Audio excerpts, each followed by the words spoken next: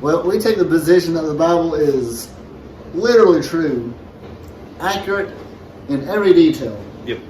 From cover to cover, no mistakes. Without error. Without error. 2 Peter chapter 3. Knowing this first, that there shall come in the last days scoffers walking after their own lust. There are people that scoff at the Bible and They have itchy ears. They want to hear. Yep. They want to hear. Yep. They do not want to hear the truth. Absolutely. And saying, where is the promise of his coming? For since the fathers fell asleep, all things continue as they were from the beginning of the creation. For this they are willingly ignorant of. That by the word of God the heavens were of old, and they are standing in the water and out of the water. Now that's a strange phrase. Now God said, Genesis chapter 1:6, let there be a firmament in the midst of the waters, and let it divide the waters from the waters. So what on earth is a firmament, though? Some people say that it's the dirt, right? Some do. Because, the dirt separates. But it's actually, if you read on, it says that it's the air. Because the birds fly in the firmament. The birds don't fly in the dirt. But anyway, it teaches we are getting better, and one day we will become a god. Mm-hmm. We're getting bigger, better, smarter, and stronger, and one day we'll explore new life forms like Star Trek. Yeah, that's awesome. Isn't it? I want to travel there. But the Bible teaches that we are made in God's image, and that's why the devil hates us. So why do we teach your kids is that this is Grandpa? I don't know. So what about cavemen, Don? Well, according to evolution, there's the ape, and he comes and evolves into Bill Clinton. Bill Clinton. Yep. Here's the world's most wanted caveman. People did live in caves, but here's the former caveman. Yeah. So we're going to be in slide number 115. What you call going underground, then. That's right. Well, Don, here we go. So what about prehistoric animals, though? In 1766, English dictionary, in our English language at least, prehistoric is not in that dictionary. Interesting. 1860, Webster's Dictionary, the word prehistoric was not a thing. 1892, no word prehistoric. What word? What a word. That there was a canopy of ice or water overhead, and that would create a greenhouse effect. Everybody was living, and everything was living to great lengths. Yeah. Take bugs, for example. Today, they're itty-bitty. But today's bugs are limited by size and the amount of oxygen and the air pressure. Insects breathe through their skin, called spiracles. Bugs growing in oxygen-rich waters grow up to 1,000 times heavier than those living in Europe. So as an object gets larger, it has less surface area or skin to compare to its volume. This is why huge insects can't breathe in today's atmosphere. 50-inch dragonfly. That's a big dragonfly, isn't it? Mm-hmm. Found in Italy. If that thing were to fly into your car, he'd join you in the passenger seat, right? He could probably grab it. And here's a giant hissing cockroach. Wow. That. Yes. You're looking at, bud. Yep. And cockroach fossils have been found everywhere. Ooh, Great sizes. Isn't that a big one? I don't think that broom's gonna get the job done. I don't think so. Back when I was still living at home, I had a friend, Jason. Well, me and Jason grew up together. Jason calls me at 3 o'clock in the morning one morning and says, David, I have a problem. I said, what is it? He said, just come up here and hurry. I am scared to death. So I walk up to his house, 4 houses down. And he was 4 houses up from me. And I walked in and opened the door and he said, "It's in my room." His room was in the basement, and it was a cockroach. And I don't like cockroaches either, and he knows that. Anyway, how about that millipede? Wow, a big old centipede. Centipede, yeah. 8 feet. Wow. Isn't that crazy? Fossils of grasshoppers over 2 feet long. That's a big grasshopper. You can have a meal out of them. Yeah, that'd be pretty good. A little chocolate. Yeah, yeah. A giant tarantula. Now that would be scary. Yeah. I don't like any kind of bugs.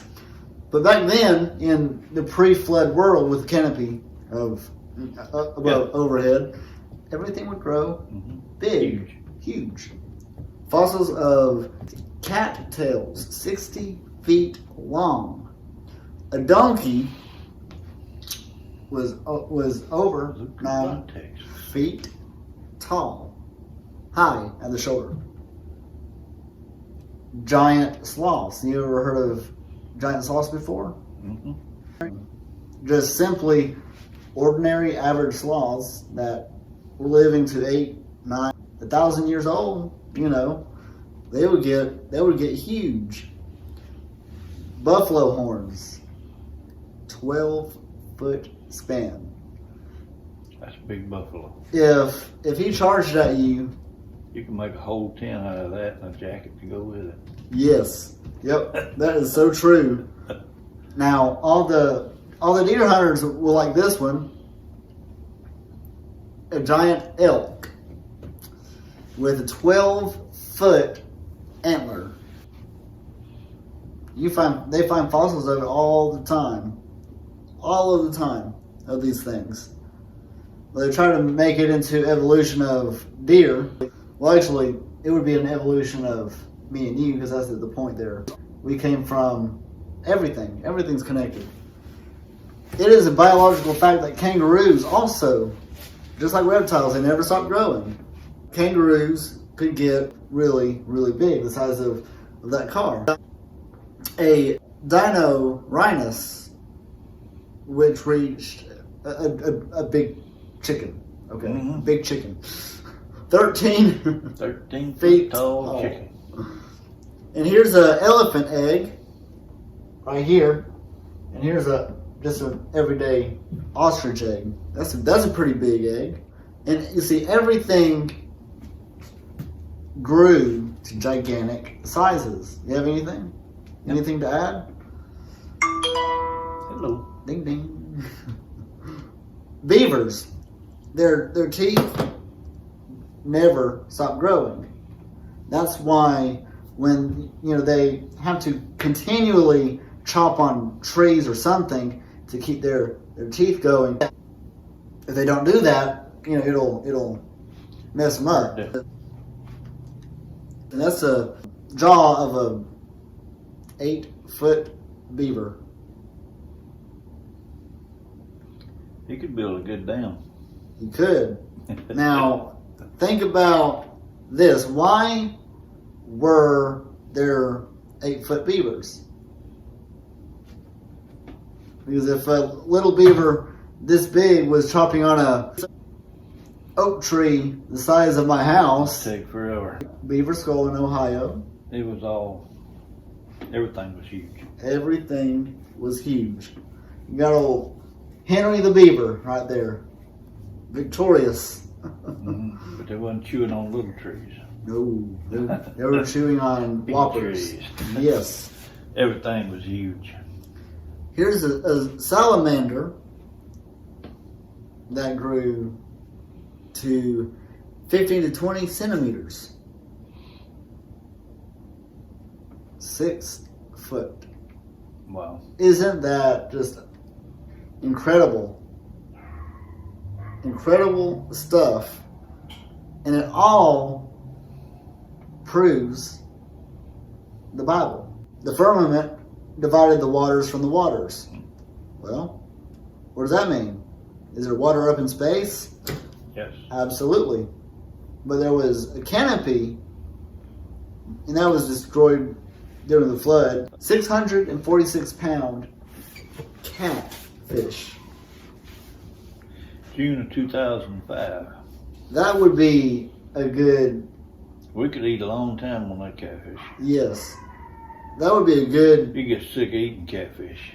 that'd be a good catfish dinner, wouldn't it? It would. Ooh. Yep. 1-inch shark tooth proves that he was 15 feet. That's a pretty big shark. Yeah. And there were sharks over 80 foot long before the flood. But what happened?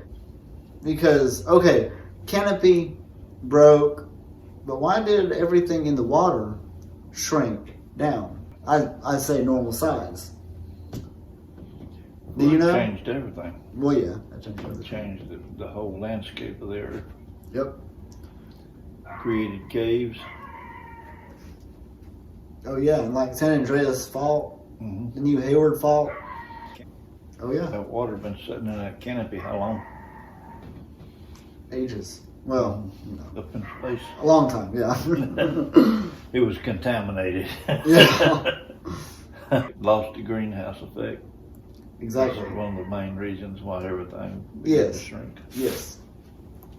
And for scale, here's the great white shark, and there's the old megalodon, and you can see he's the same size as a school bus. The pre-flood world probably had a much stronger magnetic field, which is true. That's a big piranha, bigger than a 6 foot man. Mm-hmm. Oysters. Now this is interesting. Oysters, 11 feet wide.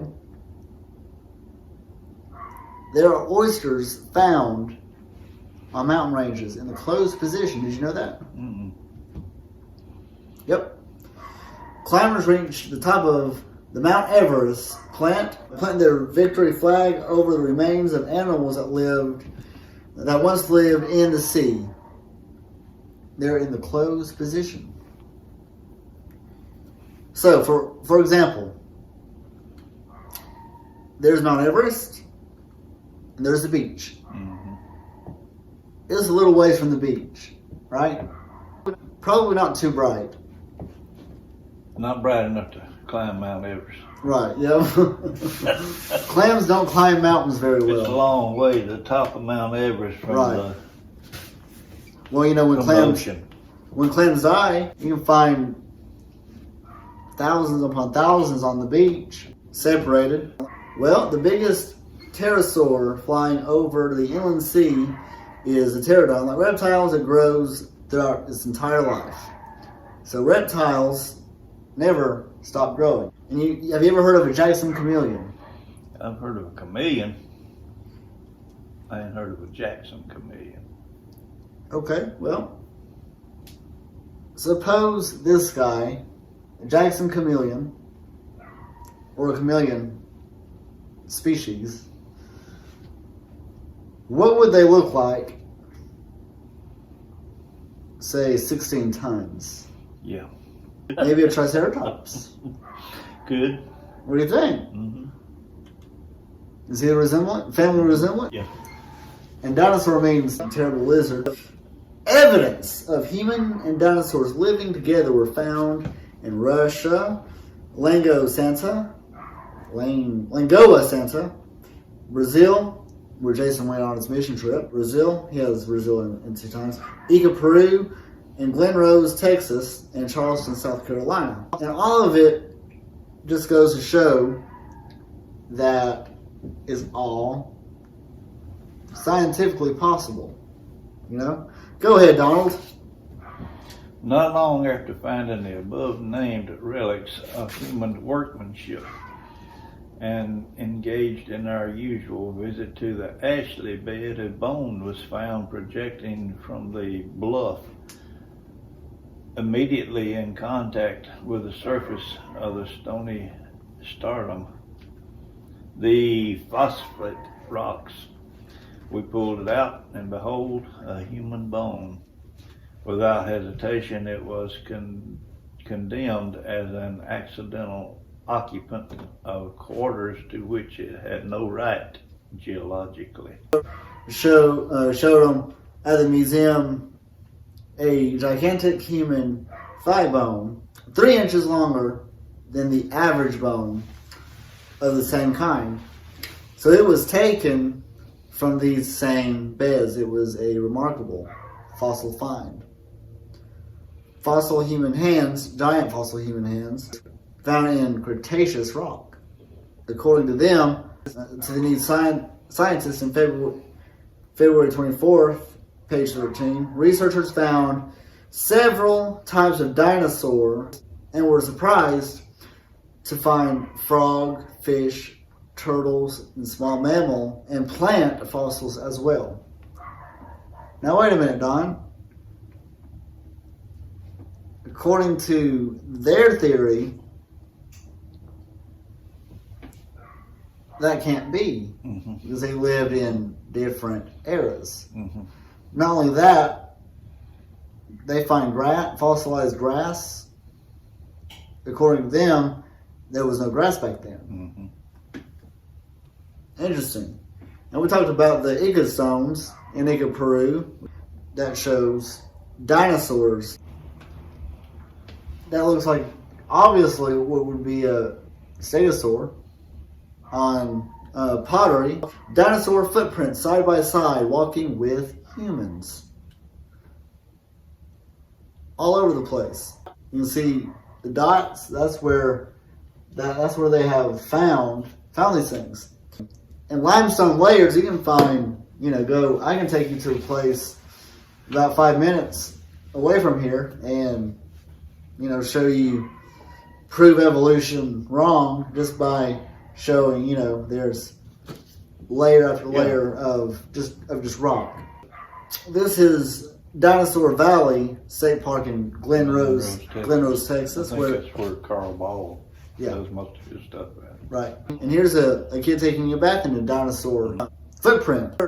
In 1930, Ronald T. Byrd, field explorer for the American Field Museum, reported 15 to 20 inch long, clearly defined human footprints with the dinosaur tracks.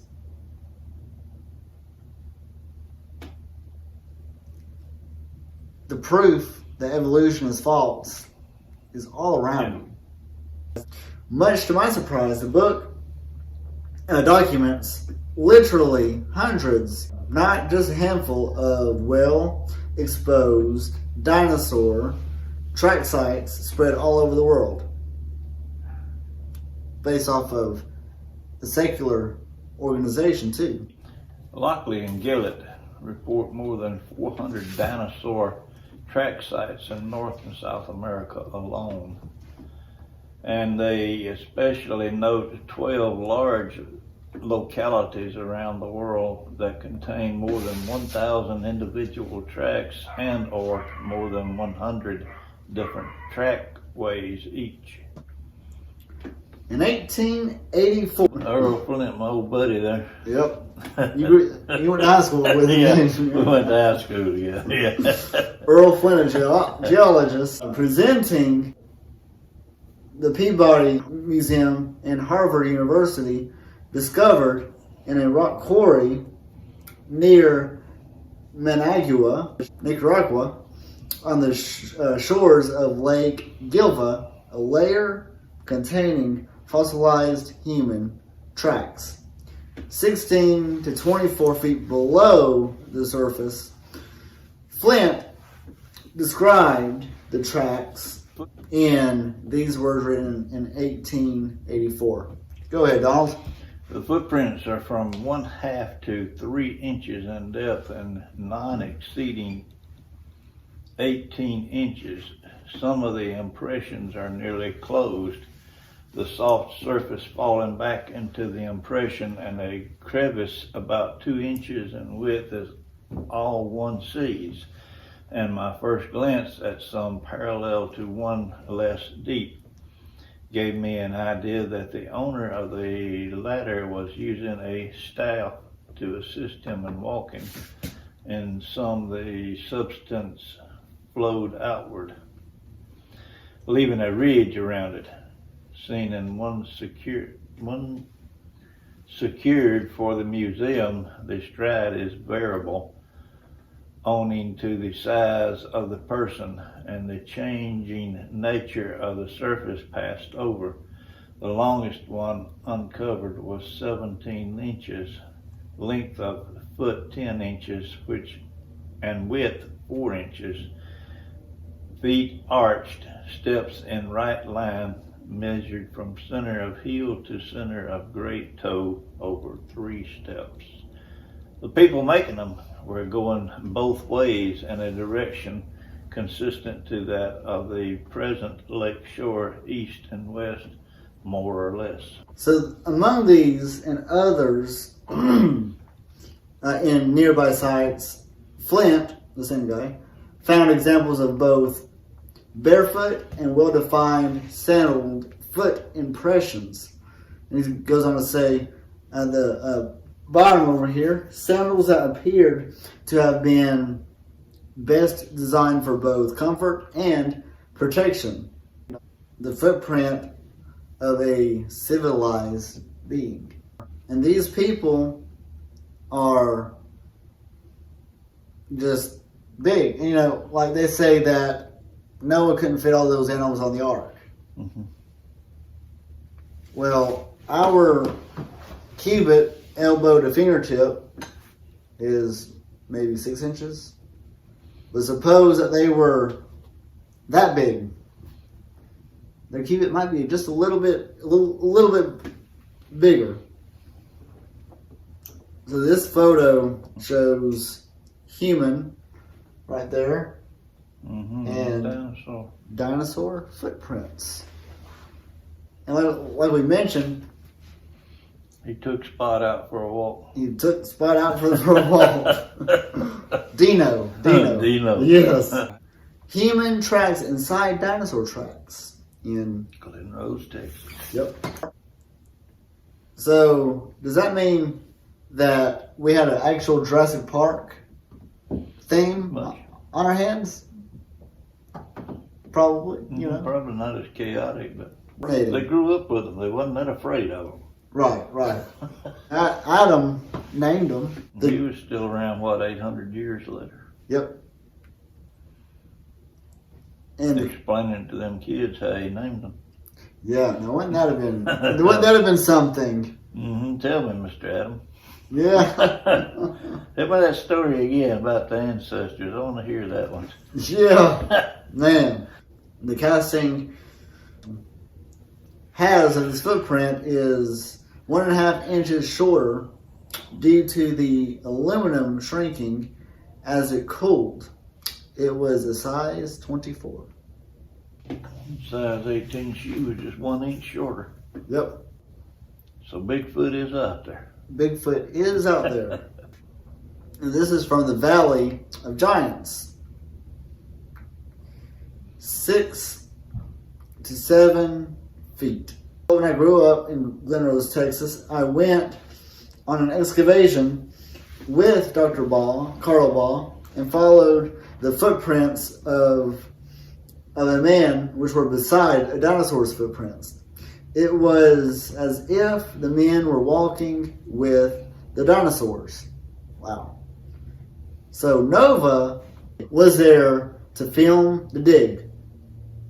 And there was also an evolutionist there who had been arguing with Dr. Ball the entire time. Now, what was he arguing about? Well, Nova didn't film much of the tracks or their dig, but they did interviews with the evolutionist. He told them that he had not seen anything there to disprove evolution. What he didn't tell the camera was that, now this is important, he had refused to turn around and look at the tracks that we had been working on. What about that, Don? dinosaurs and human footprints. And the guy refused to show the real science. He was willingly ignorant. Willingly ignorant. Go ahead, Don. He stood with his back to the dig and the tracks while making these statements. Noah knew this man had not looked at the tracks, but did not report that, nor did they give Dr. Ball equal airtime to respond. Yep. Imagine that. But very simple conclusion, though, Don. It was a dinosaur with human feet. There you go. There you go. There you go. That's what it was. So dinosaur footprints beside humans. Dinosaur footprints side by side with humans. Finding them would counter evidence that humans evolved long after the dinosaurs became extinct, and back up the claim that all species, including man, were created at one time. Some say the footprints are not legitimate. Mhm. Well, The Bible says all life formed in 6 days. Human and chicken footprints have never been found in the same, what is that? Strata. Scores of people have seen them and think that they are legitimate. Fourthly, the evidence is all out there. The evidence that some dinosaurs are still alive, so the footprints are irrelevant.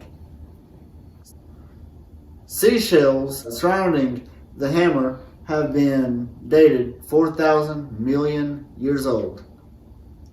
A hammer, Don. Mm-hmm. So conclusion that they knew about brass, Genesis 4. Sure did. And Zilla, and she also bore Tubal Cain Mm-hmm. and instructor of every, in brass and iron. Mm-hmm. So they knew about all that stuff. And that's in Genesis. Here's a little bell that was found in a lump of coal.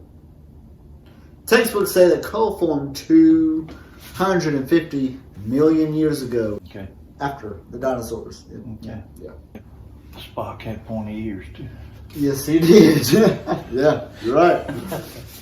On June 11th, 1891, the Morrisonville Times reported a curious find that brought to light on Miss S.W. Culp last Tuesday morning as she was breaking a lump of coal apart and embedded in a circular shape, a small gold chain about 10 inches in length. That's 250 million year old coal? I don't think so. Here's a little cast iron pot found in a lump of coal. 4.5 inch high zinc and silver vessel found in solid rock. A clay doll was found that was supposedly 12 million years old. That's an old doll. Yeah. I would say if it were 12 million years old, it wouldn't be No. there wouldn't be anything in it. So they knew about steel tools. They used them all the time. The Egyptians, they used them back 4,000 or 5,000 years ago. They knew about coal. Workers found human bones and a well-tempered copper arrowhead in a vein of silver at the Rocky Point mine in Gilman, Colorado in 1865.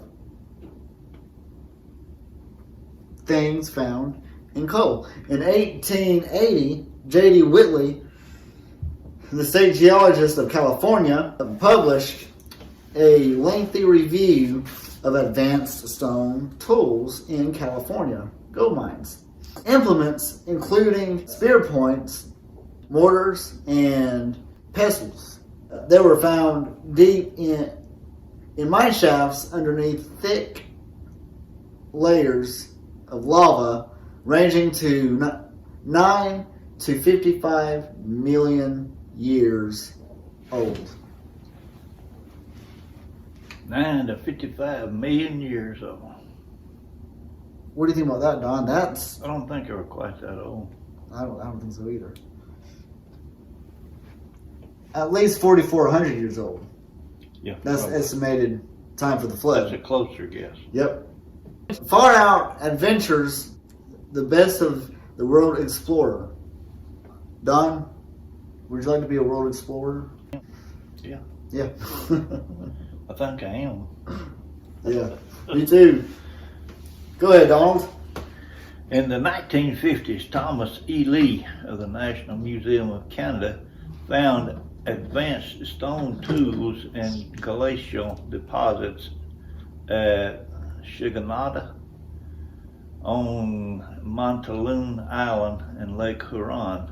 The deposits were 65,000 to 125,000 years old.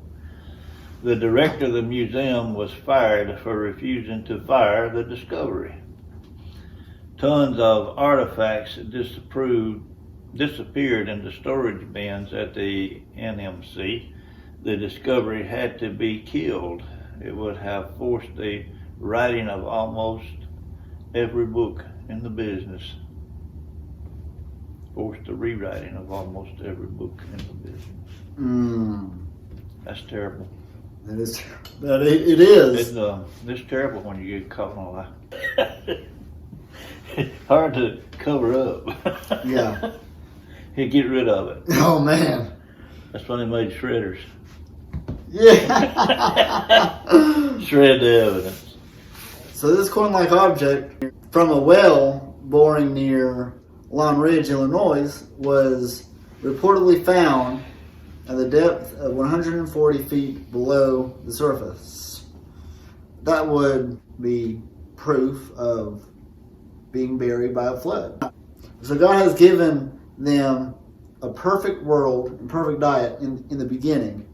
And God said, "Behold, I have given you every green herb bearing seed, which is upon the face of all the earth. To you it shall be for meat."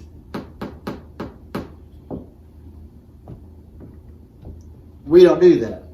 We eat the hamburger. Carbs. We eat tons of carbs. Yep, the hamburger, French fry, and the milkshake, and the Starchy diet. carbs. I love starchy carbs. Yeah, and the Coke. Dr. Pepper, to be specific. Oh yeah, there you go. And here's a book on results of health and beauty by following the Eden diet. Seeds. What did it say? Eat Seeds. the fruits, the vegetables, and the seeds. But be sure to get organically grown fruit and eat the seeds because you don't have the preservatives or steroids. Apricot seeds taste bitter and may give you a pucker that will last about an hour.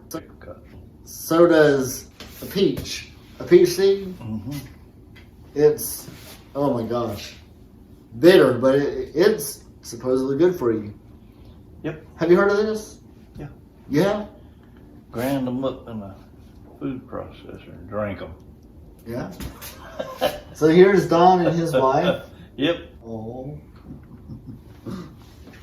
But people say that eating the seeds is poisonous without cyanide. You've heard that too, right? But seeds contain cyanide found in B17. So some argue that iodine is poison, hydrogen is explosive. Ask the folks in Hindenburg. Oxygen supports combustion, yet when they are put together, we put outfires water. Big explosion. Cancer. Now, wouldn't that be something? Yes, sir. A lot of people lose a job.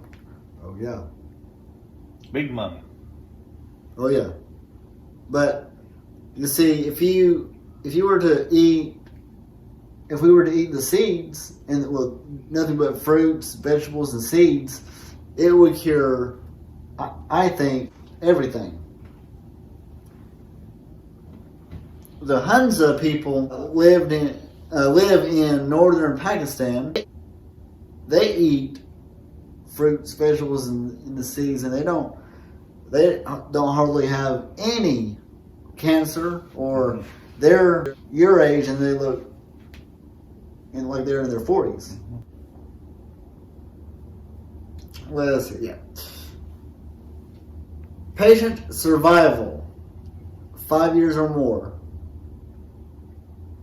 The orange is the starting group, nutritional therapy, and conventional therapy. There are people that eat these things that are good for you, which you've heard of the Daniel diet, right?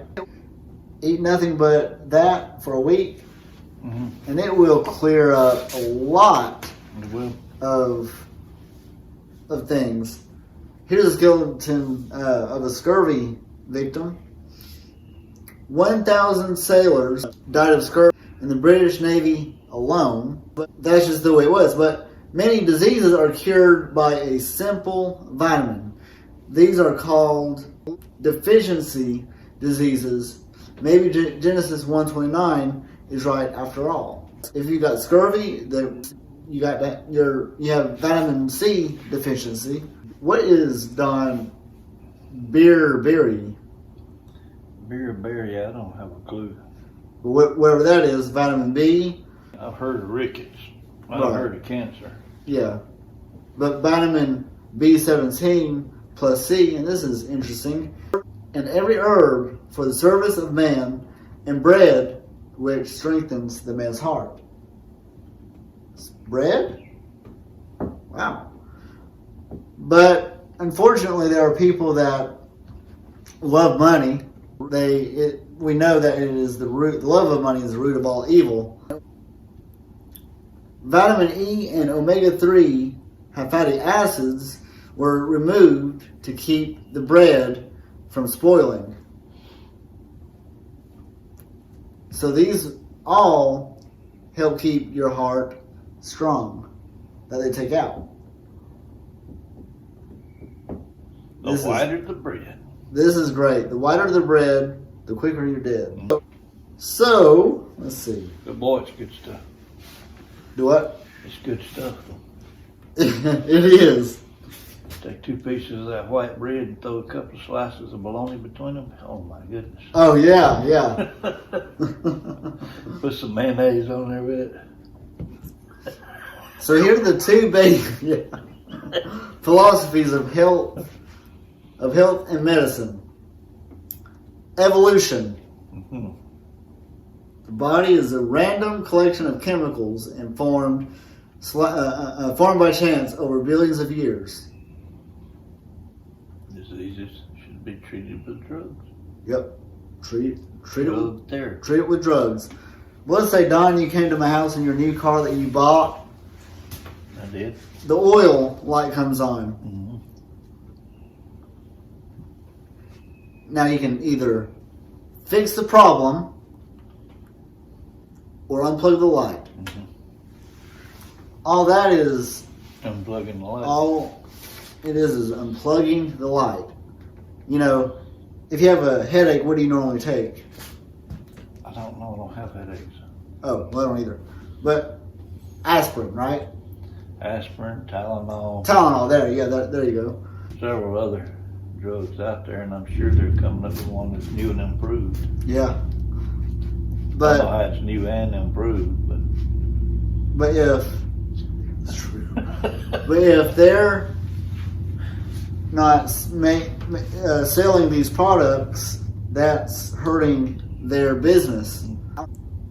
Our body is designed to give us warning signs when we are low in certain vitamins or minerals. For example, a deficiency in vitamin C causes hangnails, muscle aches, bleeding gums. Vitamin B causes nervous disorder, and zinc deficiency causes warts. It's just proving what the Bible, what Genesis is saying. In the Encyclopedia Britannica documents that in 1845, a young doctor named Vienna, named Dr. Ignaz. Yeah. Okay, good. Was horrified that the terrible death rate of women who were dying after giving birth in hospitals, as many as 30% of those giving birth died. The doctor noted that doctors would examine the bodies of these who had died, then without washing their hands. Go straight to the next wards and examine expectant mothers, and this was their normal practice because the presence of microscopic diseases was unknown. So his name, insisted that the doctors wash their hands before examinations, and the death rate immediately dropped down 2%. That's fascinating, isn't it? That's right. Go ahead, Don. To honor this doctor for his great find, he was fired from 3 hospitals in a row, then committed to a mental institution where a patient murdered him. And every soul that eateth that which dieth, or that which was torn with beasts, whether it be one of your own country or a stranger, he shall both wash his clothes and bathe himself in water and be unclean until the evening, then shall he be clean. Yes, sir. Leviticus 17:15, 3,000 years earlier. What do you think about that, Don? I think it's a good point. It is. I think you need to wash your hands. Yep. Especially nowadays. And your clothes. Yeah. And on the creation side, the body was designed by an all-wise creator. He designed food to to provide our needs. Nutrition therapy. Oh, that's different than drug therapy. It is a random collection of chemicals. Yes, sir. Formed by chance over billions of years. Yes, Diseases sir. should be treated with drugs. Yep. Drug therapy and nutrition therapy. Nutrition goes a long way. Yes, sir. So the average deaths of herbs, 0. Dietary supplements, 3. Other drugs, 320. Foodborne illness, 9,000. Correctly prescribed prescription drugs, 90 to 110,000. That's the killer right there. Money. Prescribed drugs. So the 2 basic philosophies of law and government. Evolution. Laws come from man's opinion. That means that the rights are granted by the government. Government should be all-powerful provider. Democracy always becomes, what is that? Totalitarian. That's right. 70 to 80% of healthcare costs in America are from self-induced illnesses and accidents like smoking, drinking, driving drunk, etc. I think it's pretty close to right. I think it is too. If you're going to have a universal health care in America, why not Universal auto care, house care, clothing care, We hold these truths to be self-evident that all men are created equal, that they are endowed by their Creator with certain unalienable rights. Okay. A must-read... Hush money. Huh? Hush money. Hush money. Yeah. This is a must-read for pastors and ministry leaders, Don. You want to understand the issue of church sovereignty versus being a state church. Yes, sir. So, Don, go ahead and read the creation. Laws come from the Creator. Rights are unalienable. Government should be limited to the punishment of evildoers and defense. Yep. Constitutional republic. Not on religions, but on the gospel of Jesus Christ. George Washington states, "It is impossible to rightly govern without God and the Bible." True, true, true. Our Constitution was made only for a moral and religious people. It is wholly inadequate to govern any others. John Adams. And I think we'll end it there, Donald. Okay. Sounds good. I'm enjoying it.